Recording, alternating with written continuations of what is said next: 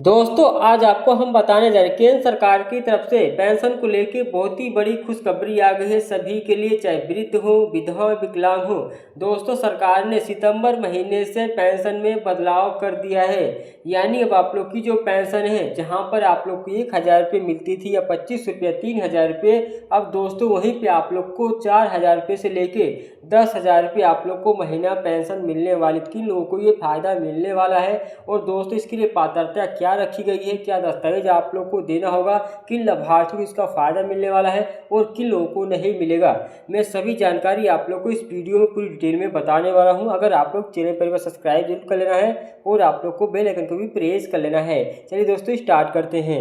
सबसे पहले दोस्तों आप यहां पर देख सकते हो जो अपडेट आई है 21 सितंबर की है और यहां पर बताया गया है कि वृद्ध, विधवा और विकलांग पेंशन में हुआ है बदलाव। तो कौन कौन सा बदलाव किया गया है, क्या आप लोग को फायदा मिलने वाला है। दोस्तों आज के महंगाई के दौर में हर व्यक्ति चाहता है कि बुढ़ापे में उसे आर्थिक कठिनाइयों का सामना ना करना पड़े। खासकर समाज के उन तबकों के लिए समस्या और गंभीर हो जाती है जो आर्थिक रूप से कमजोर स्थिति में हैं। यानी बुजुर्ग, नागरिक, विधवा महिलाएं और दिव्यांग व्यक्ति हमारे समाज के अहम हिस्से माने जाते हैं और इनकी भलाई के लिए सरकार लगातार नई नीतियां बनाती रहती है। इसी कड़ी में सितंबर 2025 से एक महत्वपूर्ण बदलाव हुआ है जो लाखों जरूरतमंद लोगों को जीवन में उम्मीद की नई किरण लेकर आया है। यह परिवर्तन ना उनके केवल उनकी तत्काल आर्थिक समस्याओं का समाधान करेगा बल्कि उनके भविष्य को भी सुरक्षित बनाने में सहायक भी होगा। दोस्तों पेंशन राशि में उल्लेखनीय वृद्धि भी की गई है। यानी पुरानी पेंशन व्यवस्था में कई लाभार्थियों को मिलने वाली जो पेंशन की मात्रा है इतनी कम थी कि उनकी जो बुनियादी ज़रूरतें हैं वो पूरी करने में मुश्किल हो जाती थी। इस गंभीर मुद्दे को समझते हुए सरकार ने सराहनीय यानी फैसला लिया है कि अब वृद्धावस्था पेंशन और विधवा पेंशन और दोस्तों न्यूनतम जो मासिक राशि में बढ़ाकर 4,000 रुपये से लेकर यानी 4,000 रुपये कर दिया है। वहीं दोस्तों दिव्यांग जो पेंशन है यह राशि 6,000 रुपये से लेके 10,000 रुपये यानी 20 तय की गई है। दोस्तों आप लोग की जो पेंशन है वृद्धा पेंशन और विधवा पेंशन में 4,000 रुपये सरकार ने देने की यहाँ पर बात कही है। वहीं पर दोस्तों जो दिव्यांग व्यक्ति हैं जिनको पेंशन मिलती है उनकी जो पेंशन है 6,000 रुपये से लेके 10,000 रुपये के बीच में आप लोग को मिलने की उम्मीद है। अब दोस्तों कब से मिलेगा वो भी आप लोग को जानकारी मिलेगी यहाँ पर नीचे में।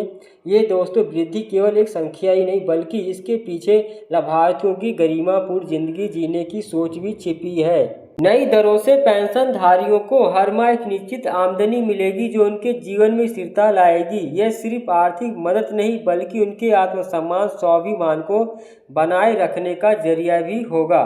तकनीक आधारित पारदर्शी प्रणाली बनाई जाएगी। आधुनिक डिजिटल युग के इस दौर में सरकार ने पेंशन योजना की पूरी जो प्रक्रिया है तकनीक से जोड़ने की निर्णय लिया है। अब दोस्तों पेंशन जो लाभार्थी हैं उनको सरकारी दफ्तरों के चक्कर बार बार लगाने की जरूरत नहीं पड़ेगी। समाज कल्याण विभाग की आधिकारिक आप लोग वेबसाइट पे जाकर घर बैठे आवेदन कर पाएंगे और आप लोग को डॉक्यूमेंट्स के लिए आप लोग को कार्यालय नहीं जाना पड़ेगा।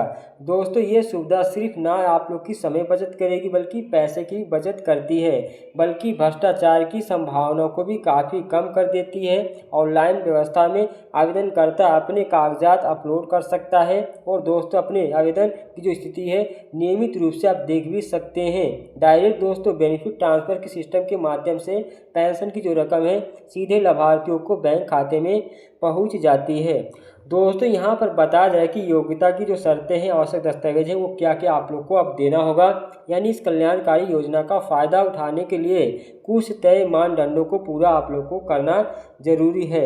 सबसे मुख्य बात यह है कि आवेदनकर्ता उस राज्य का स्थायी निवासी होना चाहिए जहां से वो आवेदन कर रहे हैं। गरीबी रेखा से नीचे यानी आप लोग का जीवन बिताने का परिवार का आप लोग का सूची में नाम होना चाहिए, अनिवार्य है। यानी आप लोग का बीपीएल का राशन कार्ड भी होना जरूरी है। वृद्धा पेंशन के लिए व्यक्ति की जो उम्र है 60 वर्ष से यानी ऊपर होनी चाहिए। विधवा पेंशन की और विकलांग पेंशन दोनों अपने संबंधित प्रमाण पत्र देने होंगे। यानी दोस्तों जो विधवा पेंशन बनाएंगी उनको अपने पति का मृत्यु प्रमाण पत्र देना पड़ेगा और जो विकलांग सर्टिफिकेट यानी पेंशन बनवाएंगे उनको विकलांग प्रमाण पत्र देना पड़ेगा। दोस्तों यहाँ पर बताया गया कि आवेदन के साथ आधार कार्ड, राशन कार्ड, बैंक की पासबुक, उम्र का आप लोग को प्रमाण पत्र, पासपोर्ट साइज की फ़ोटो आप लोग को लगाना जरूरी है। विशेष रूप से ध्यान देने वाली बात यह है कि आधार कार्ड का आप लोग को बैंक खाते से जुड़ा होना बहुत ही आवश्यक है, यानी आप लोग का NPCI DBT लिंक होना बहुत ही ज़रूरी है, तभी आप लोग को पेंशन का लाभ मिल पाएगा। दोस्तों लाभार्थियों के लिए सुधार के फ़ायदे क्या क्या, यानी आप लोग को फ़ायदा क्या मिलेगा इस सुधार से यानी बदलाव से। दोस्तों इन बदलाव से परेशानियों को कई तरह के लाभ मिलेंगे। सबसे बड़ा फ़ायदा यह होगा कि उन्हें आर्थिक सुरक्षा का एहसास होगा और दोस्तों वो अपने आने वाले समय में लेकर चिंता मुक्त हो सकेंगे। समय पर मिलने वाली जो पेंशन है उससे अपनी रोज़मर्रा की जो ज़रूरतें हैं वो पूरा कर पाएंगे और दोस्तों दूसरे की जो आर्थिक निर्भरता है उस पर कम हो जाएगी। दोस्तों अगर आप लोग दूसरे पे निर्भर रहते हैं तो उससे आप लोग की जो पेंशन मिलेगी उससे आप लोग को उतना निर्भर उन पर नहीं रहना पड़ेगा। आप लोग अपनी पेंशन के पैसे से अपनी ज़रूरतें पूरा कर सकते हैं। दोस्तों यहाँ पर बताया गया कि डिजिटल तरीका अपनाने से आवेदन देना और उसकी जांच करना बहुत ही आसान हो गया है। पारदर्शी व्यवस्था के कारण भ्रष्टाचार की गुंजाइश खत्म हो गई है। बिचौलियों का दखल समाप्त होने से लाभार्थियों की पूरी रकम मिलेगी।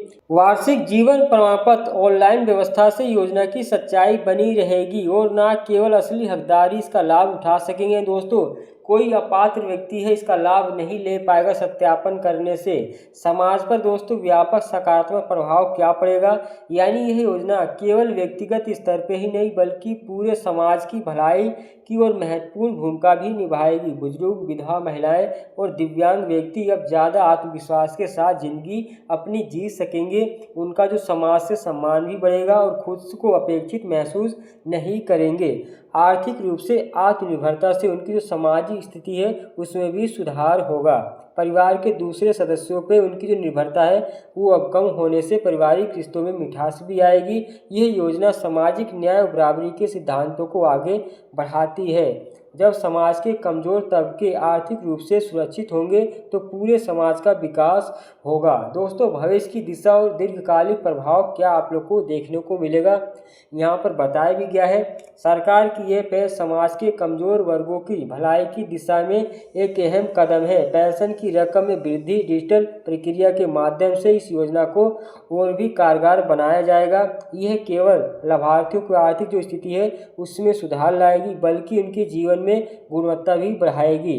दोस्तों दीर्घकालिक रूप यानी रेखा से बताया भी गया है कि इस तरह की जो योजना है न्याय संगत समावेशी समाज के निर्माण में महत्वपूर्ण योगदान देती हैं। जब समाज का हर व्यक्ति आर्थिक सुरक्षा महसूस करता है तो पूरे देश की जो विकास है गति है तेज होती है। यह योजना उस दिशा की एक सकारात्मक शुरुआत है जहां कोई भी व्यक्ति बुढ़ापे में असहाय महसूस ना कर पाए। दोस्तों यह जो जानकारी है सामान्य रूप से यानी दोस्तों उद्देश्य से प्रस्तुत की गई है। दोस्तों पेंशन योजना की जो शर्तें हैं, राशि है, आवेदन प्रक्रिया है, समय के साथ बदलाव हो सकते हैं। कृपया आवेदन करने से पहले जो भी आप लोग का संबंधित सरकारी विभाग या वेबसाइट है वहां पर जाके आप लोग को इसकी जानकारी जरूर लें, तभी आप लोग कोई कदम जरूर उठाएं। दोस्तों आई होप अगर आप लोग को मेरी जानकारी पसंद आई चैनल सब्सक्राइब जरूर कर लेना है और बेल आइकन को भी प्रेस कर लेना है। ऐसी अपडेट आपके दोस्तों हम लाते रहेंगे। चलिए मिलते हैं नए वीडियो से। बाय।